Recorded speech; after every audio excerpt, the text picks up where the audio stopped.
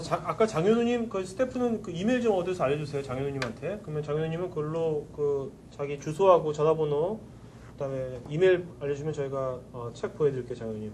그다음에 여기 보면 김영우님께서 아까 우리가 그 구글과 페이스북이 합치면 그런 상상도 해봤는데 이분께서 이제 구글과 페이스북 기업 결합은 안 됩니다. 왜냐하면 미국 정부에서 독과점 그런 걸로 독점 기업으로 안 된다고 하는데 전 지금 이 글을 읽으면서 어떤 생각이 들었냐면 과연 국가의 의미는 뭔가? 국가가 이걸 독점을 규제하는 게 과연 국민들을 위해서인가? 국가도 권력기관 아닙니까? 그러니까 자기 권력이 이게 5억 명인데 10억 명 되면 나중에 우리 전 세계에서 가장 많은 인구를 갖고 있는 버추얼 국가가 될 수 있는데 그러면 이제 이게 국가 입장에서는 대통령보다 페이스북에 있는 사람이 어떤 그 권력 때문에 이런 규제 같은 것도 그런 관점으로도 볼 수도 있겠다 생각이 지금 듭니다. 중요한 사례 하나 좀 말씀드리면 제가 책 서문에도 이제 그런 얘기를 좀 썼었는데 너무 거대해지면 그 자체가 권력이 되고 권력은 썩는다라는 이제 그런 거거든요. 네네. 근데 그게 유일한 마지막의 희망이 뭐냐면 이게 소셜 네트워크라는 거예요. 그러니까 소셜 네트워크는 집단 지성이 작용하면서 집단 자정작용도 작용을 하거든요. 늘.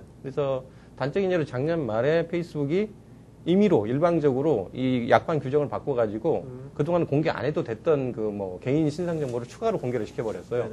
그 바람에 많은 사람들이 이게 뭐 하는 짓이냐 그래가지고 5월 31일에 이제 쉽게 얘기하면 안티 페이스북 사이트죠. 그 퀴트 끝내자 받아라. 퀴트 그 페이스북닷컴이라는 그런 회사가 또 있거든요. 거기서 5월 31일을 기점으로 모조리 탈퇴하자 이런 운동을 벌였어요. 캠페인. 그래 그때 3만 명이 집단 탈퇴를 했었거든요.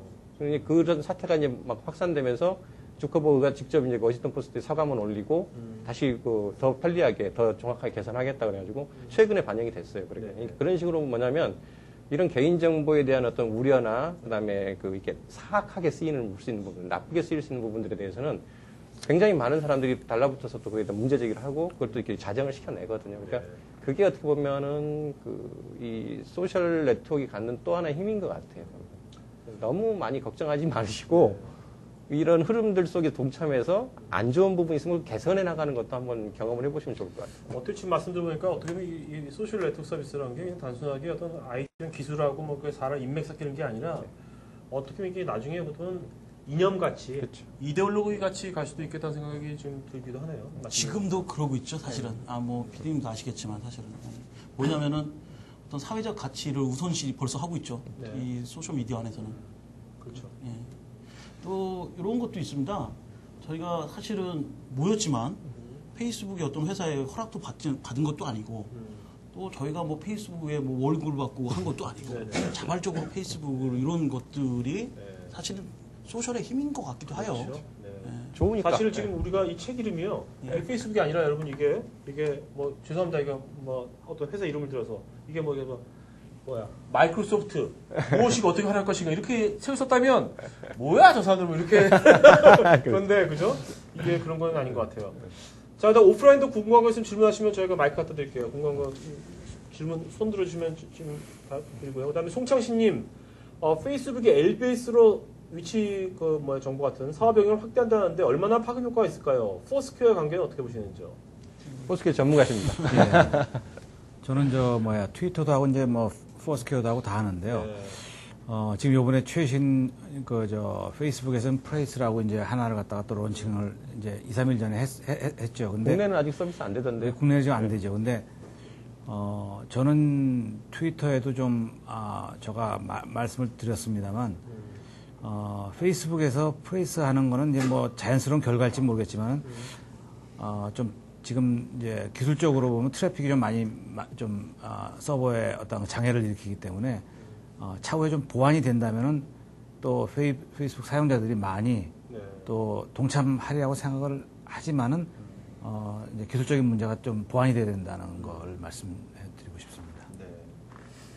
자, 그 다음에 케빈 21년 아이디 이분 1인 기업가입니다. 현재 개인 페이스북과 트위터를 사용하고 있는데 회사 페이스북과 트위터를 만들어서 계정을 나눠야 할까요? 제 개인 계정에 통합하는 게 좋을까요? 현재 회사 홈페이지는 없고 회사가 하는 일은 마케팅 대행사입니다. 하셨네요. 아까 1인 기업가라고 말씀하셨는데 저희는 분명 얘기하면 지금 저희가 페이스북에 대한 책을 썼고 했지만은 페이스북하고 트위터가 절대적이다 이런 얘기를 하는 사람이 아닙니다. 네. 이거에 대한 안내를 해주는 사람이라는 거를 분명히 좀 했으면 좋겠고요. 분명히 회사 페북하고 트위터만 있으면 안 됩니다. 블로그도 있어야 되고 네. 회사 홈페이지도 있어야 되고 네. 다 있어야 됩니다. 단순히 페이스북과 트위터만 있으면은 저는 좀 반대하는 편입니다. 결국에는 제가 뭐 강의하면서 독수리 칠형제라고 하는데 거기 안에 뭐 네이버를 저희 네이버 카페라든가 뭐 다음 카페를 무시하는 게 아닙니다. 있어야 됩니다. 있어야 되는데 저희가 오늘 이 자리에는 페이스북에 대한 새로운 거에 대한 안내를 해드리는 거지 너무 우리가 뭐 기존에 있는 걸 다 없어야 되는 것 이런 것처럼 얘기하는 것 필요 없고요. 적극적으로 회사 홈페이지도 있어야 되고요. 네. 그 다음에 트위터, 페이스북, 블로그 다 있어야 된다고 저는 생각하고 있습니다. 조금. 네. 근데 이 1인 기업이라면 이제 아무래도 이제 회사 홈페이지 하려면 또 이제 그것도 돈이지 않습니까? 그렇죠. 뭐 개발자도 없고 디자이너도 없고 뭐 용역 맡겨봤자 또 이제 업그레이드도 그렇죠. 쉽지 않고 네.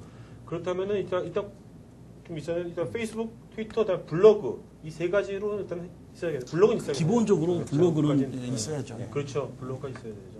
그러니까 두 개 다 트위터도 그렇고 페이스북도 그렇고 트위터는 140자, 페이스북도 무제한 쓰실 수 있는 것처럼 생각하시지만 실질적으로 기본 창은 420자로 제한되어 있거든요. 그래요? 예. 네. 그러니까 트위터의 3배예요. 네. 근데 그 이상 쓸 수는 있습니다. 쓸 수는 네. 있는데 네. 매우 불편합니다. 쓰려면. 네. 왜냐하면 창이 가려져 버리기 때문에. 아. 그래서 실질적으로는 페이스북도 그런 그 텍스트 이 면에서는 약간 이 단문 블로그, 그러니까 마이크로 블로그 쪽이 가깝거든요, 사실. 네. 그래서 별도의 블로그, 자기의 어떤 내용을 이렇게 그 릴리스 할 수 있는 그런 공간이 따로 필요하시고요. 네. 개인 홈페이지를 따로 내가 만들 만큼의 어떤 이 자금 여력이 안 된다든가 그러면 이제 그거를 좀 대용할 수 있게 개발할 수 있는 게 이제 페이스북 내에 그 자기의 홈페이지를 미니 홈페이지 일종의 네. 그걸 또 자기가 짜서 이렇게 올릴 수 있는 방법이 그래요? 있어요. 예, 별도 어플리케이션처럼 해가지고 그건 조금만 이제 문법을 좀 배우시고 네. 페이지를 짜시면 가능한데 예, 그런 어떤 대용으로서의 홈페이지는 그 운영이 가능하죠. 예. 그 동영상에서 제가 좀 인맥 경영 쪽에서 오늘 그 얘기는 거의 안 했는데요. 트위터, 페이스북, 그 블로그의 운영의 어떤 철학적인 기본을 좀 설명을 해드리면은 기존에는 다른 사람들을 어떻게 우리가 고PD님 알고 이런 방식 내가 누구를 아느냐 이 방식을 갖고 많이 얘기를 했습니다. 네. 근데 이 페이스북이나 트위터, 블로그 이 기본 자체가요. 내가 나를 누가 아느냐. 나를 누가 아느냐라는 기본 철학적인 부분이 있기 때문에 그걸 이해를 하시는 게 굉장히 좋으실 것 같아요. 적극적으로 나를 브랜드화하고 나를 마케팅하는 도구다. 그러니까는 기존의 싸이월드는 적절하게 사람을 사귀는 거였습니다. 제가 아까 처음에 말한 동양 쪽, 서양 쪽 이런 얘기했는데 쉽게 말하면은 우리 동양 쪽은 내가 다른 사람을 사귀는 좀 약간 다른 사람을 존대하는 방식이었는데 서양 쪽은 나 이런 사람이니까 알아봐줘. 네. 이런 방식이거든요. 네. 그래서 제가 이걸 옳고 그름을 얘기하려고 한 게 아니라 우리가 사실은 트위터, 페이스북, 블로그라는 거는 서양적 철학에서 나왔기 때문에 네. 그런 거에 굉장히 최적화된 툴이다. 네, 네. 그래서 약간은 그 기존의 그 뭐 우리나라에 대표할 수 있는 카페라든가 이런 거는 조금 개념이 다른 개념으로 접근하기 때문에 저는 아까 말한 대로 너무 걱정하지 않으셔도 될 것 같아요. 예. 네네. 자, 케빈 21님도 저희가 책 보여드리겠습니다. 그러면 스태프는 정말 이메일 주소 알려주세요. 케빈 21한테요. 그러면 케빈 21은 그 이메일 주소, 전화번호 보내주시면 저희 책 보여드릴게요. 지금 시청자분께서 오봉전이면 시청자분은 지금 이 방송 듣고 막 페이스북 가입했습니다. 야, 축하합니다. 신기. 그래서 했더니 자동 친구가 3명 업로드되네요. 그렇고요.